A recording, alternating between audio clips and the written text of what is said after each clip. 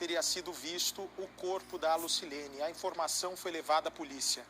Mas para a família, o que esse pescador está dizendo é muito sério. E para a família, eles têm certeza que o pescador está falando a verdade. E buscas podem ser retomadas exatamente nesse local. Olha, Lucileide, eu me coloco no seu lugar, minha solidariedade. Eu sei que vocês sabem já que dificilmente a Lucilene vai reaparecer viva, mas que pelo menos a gente consiga o corpo da sua irmã amada, a irmã da Márcia, tia da tia da Gisele,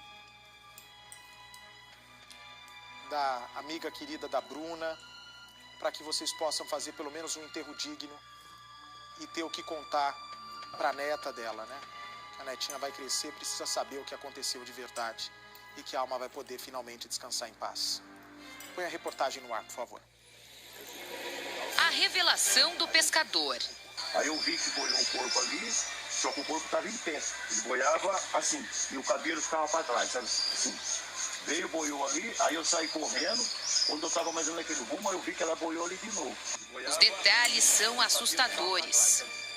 Acho que batia no chão, da forma que tinha peso no pé. E aqui, esse pedaço aí, o rio é mais fundo, mas esse pedaço aqui é um pouco mais raso. Então ela batia, o corpo batia assim e voltava, sabe? Batia, andava 6, 7 metros e voltava, batia e voltava. E foi descendo assim. O rio Mogi Guaçu passa pelo mesmo matagal onde a polícia fez buscas por Lucilene. Segundo a investigação, foi aqui onde o celular de Vanderlei emitiu um sinal. Nós voltamos aqui nessa região de mata, às margens do rio Mogi, para poder mostrar para vocês o local por onde esse corpo que esse pescador viu teria passado. Nesse mesmo local, a polícia fez as buscas com os cães farejadores. Nossa equipe chegou a acompanhar as buscas na época. Inclusive, de acordo com a investigação, o cão farejador apontou que o Vanderlei teria passado por aqui e a Lucilene também. Então, por isso, a polícia focou nesse local e estava aguardando o momento exato para retomar as buscas. Porque choveu muito, atrapalhou o solo, então por isso as buscas foram interrompidas. Agora nós vamos contar em detalhes o que esse pescador viu. Mas antes de contar isso, vale a pena falar quem é ele.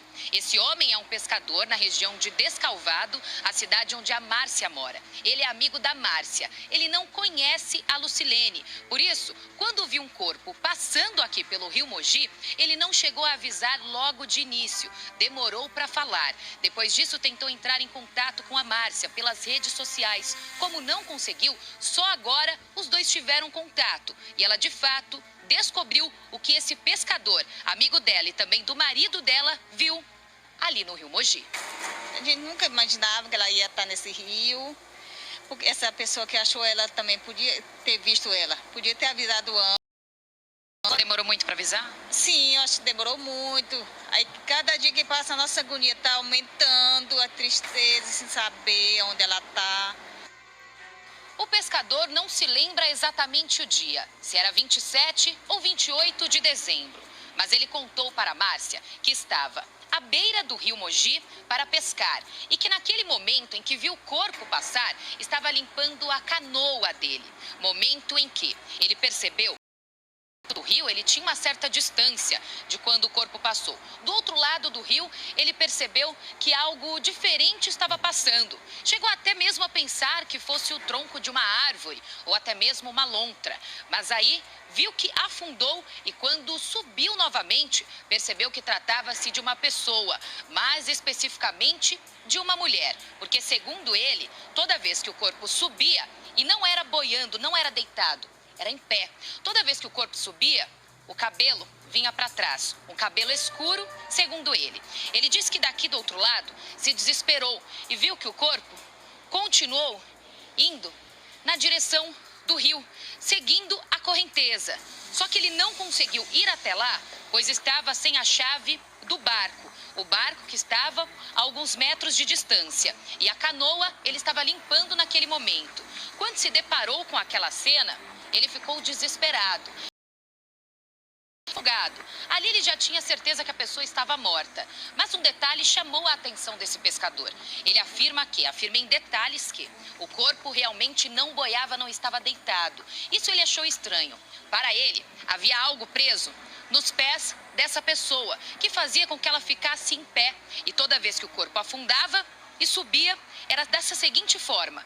Por isso que ele conseguiu perceber que essa pessoa estaria com alguma coisa presa nos pés, enroscada, porque não deixava ela subir totalmente, o corpo inteiro.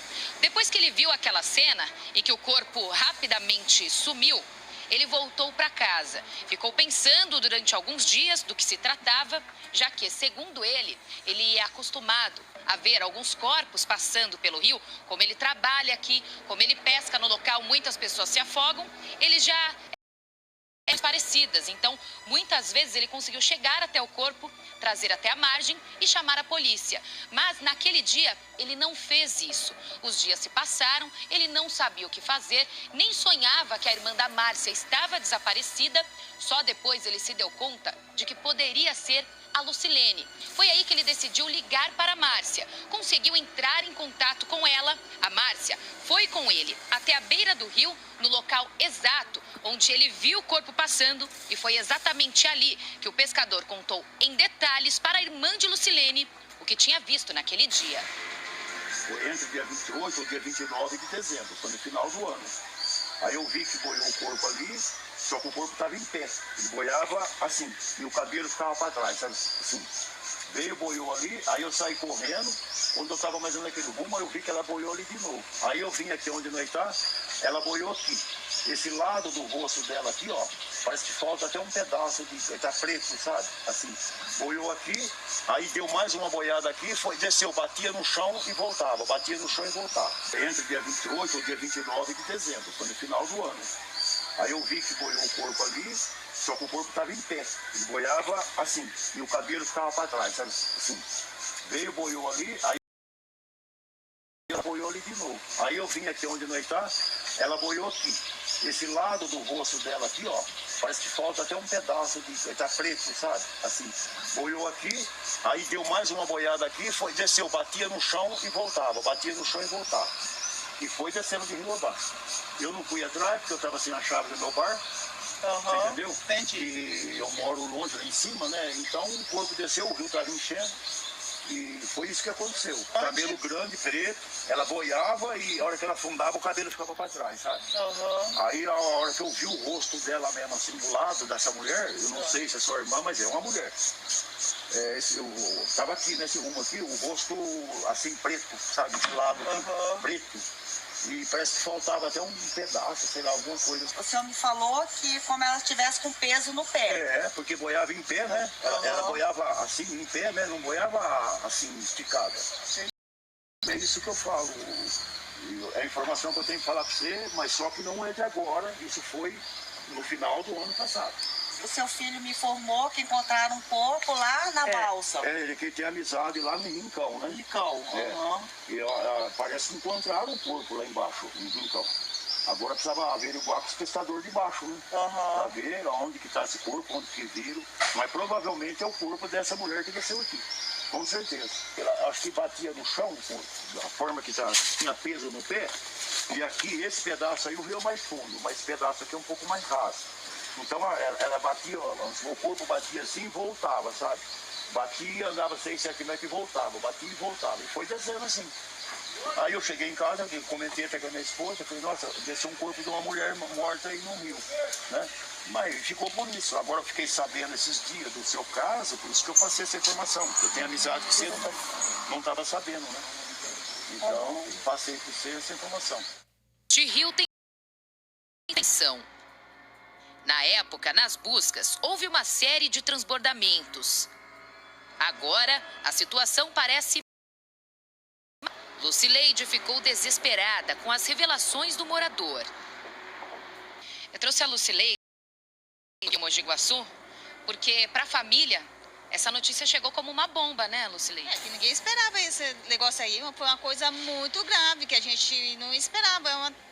A gente nunca imaginava que ela ia estar nesse rio. Porque essa pessoa que achou ela também podia ter visto ela, podia ter avisado antes. Você demorou muito para avisar? Sim, eu acho que demorou muito. Aí cada dia que passa a nossa agonia está aumentando, a tristeza, sem saber onde ela está.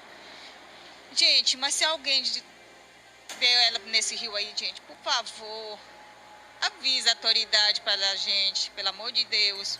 Agora, de tanto tempo que passou, Lucileide, queria te perguntar uma coisa. Porque ele disse que viu o corpo passando. Pode vir aqui comigo. De tantos dias que já se passaram, porque foi lá pro dia 27, 28 de dezembro.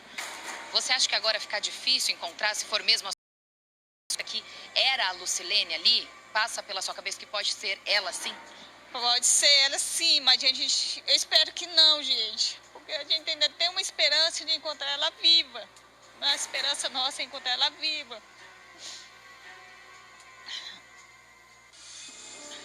Lucileide, a gente mostrou que o rio Mogi Guaçu, enfim, ele é grande, né? Passa por várias regiões, porém a grande coincidência é que foi no local onde as buscas foram feitas com os cães farejadores, né? Isso dá uma aflição maior? Dá, mais ainda, porque aí a gente agora fica em dúvida. Será que era ela mesmo ou não? Agora, o fato desse pescador diz que o corpo passou e ele falou que o que chamou a atenção foi amarrado alguma coisa embaixo, porque o corpo não boiava deitado, né? Diz que não boiava e a gente fica... Será que ele teve capaz de a pessoa fazer essa maldade tão grande com ela? Por que essa maldade tão grande com a minha irmã?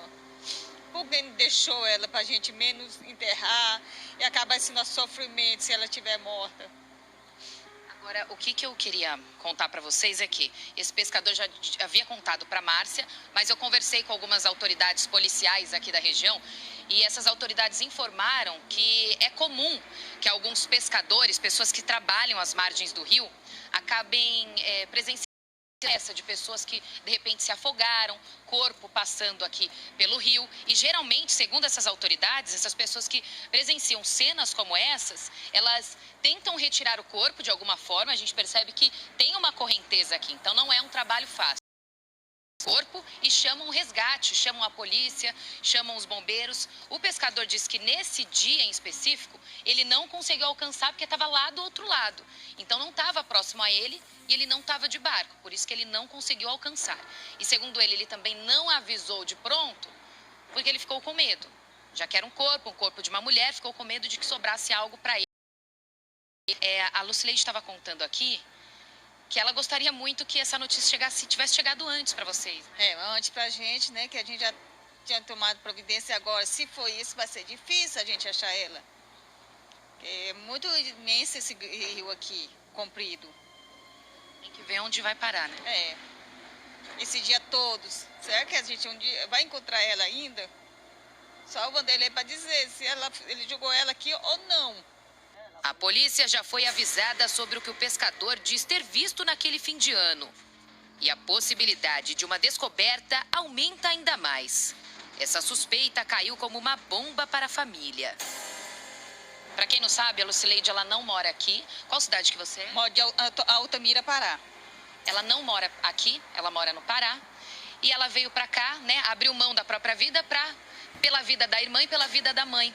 Só que daqui a alguns dias a Lucileide vai embora, ela tem que ir, porque ela tem alguns compromissos, ela tem a família dela lá também. Como é que vai ser para você deixar aqui a cidade de Porto Ferreira sem saber onde está sua irmã? Gente, eu não sei o que eu vou fazer, porque eu estou triste, porque eu tenho meu trabalho, tenho minha família lá. Aí eu não sei o que deixar minha mãe aqui, como, se certeza que aconteceu com minha irmã e que vai acontecer com minha mãe também. Porque a minha mãe está sofrendo muito. Difícil para todos vocês. Tá difícil mesmo para nós aqui. Deixar ela, aí eu tenho meus filhos, tenho meu esposo, tenho meu trabalho lá, eu não posso ficar só aqui. Meus filhos dependem de mim também lá. Você vai com o coração partido? Oi, muito. Não sei nem se eu vou conseguir ficar lá, trabalhar lá.